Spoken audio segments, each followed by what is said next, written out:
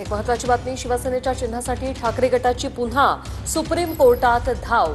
ठाकरे गटाकडून हे प्रकरण आज पुन्हा सुप्रीम कोर्टात मेन्शन करण्यात आलेलं आहे। प्रदीप कापसे आमचे प्रतिनिधी आपल्यासोबत फोन लाईनवरून जोडलेत। प्रदीप, काय माहिती? आपण पाहतो की सुप्रीम कोर्टामध्ये शिवसेनेच्या पक्ष आणि चिन्हासंदर्भात गेल्या 2 वर्षांपासून सुनावणी जी आहे ती सुरू आहे। मात्र या सुनावणीमध्ये गेल्या काही महिन्यांपासून खंड पडलेला होता। त्यामुळे ठाकरे गटाच्या वकिलांकडून आज सुप्रीम कोर्टामध्ये हे प्रकरण जे आहे ते मेन्शन करण्यात आलं की स्थानिक स्वराज्य संस्थेच्या निवडणुका ज्या आहेत त्या तोंडावरती आहेत, त्याआधी पक्ष आणि चिन्हाचा निर्णय जो आहे तो सुप्रीम कोर्टाकडून देण्यात यावा।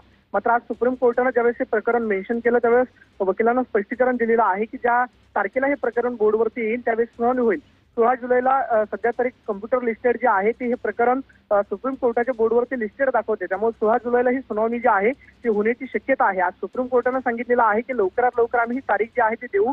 मात्र स्थानिक स्वराज्य संस्थांच्या निवडणुकाच्या लागण्याआधी सुप्रीम कोर्टाकडून शिवसेनेच्या पक्ष आणि चिन्हासंदर्भातला निर्णय जो आहे तो दिला जातो काही पाहणं महत्त्वाचं असणार आहे। मात्र आज ठाकरे गट जो आहे तो पुन्हा एकदा सुप्रीम कोर्टासमोर गेलेला होता। हे प्रकरण पुन्हा एकदा मेन्शन केलेलं होतं की गेल्या काही महिन्यांपासून यावरती सुनावणी होत नाही। त्यामुळे सुप्रीम कोर्टानं लवकरात लवकर पक्ष आणि चिन्हाच्या संदर्भातली सुनावणी जी आहे ती घ्यावी, त्यावरती सुप्रीम कोर्टाने स्पष्टीकरण दिलेलं आपल्याला पाहायला मिळेल। धन्यवाद प्रदीप, तुम्ही दिलेल्या या माहितीसाठी।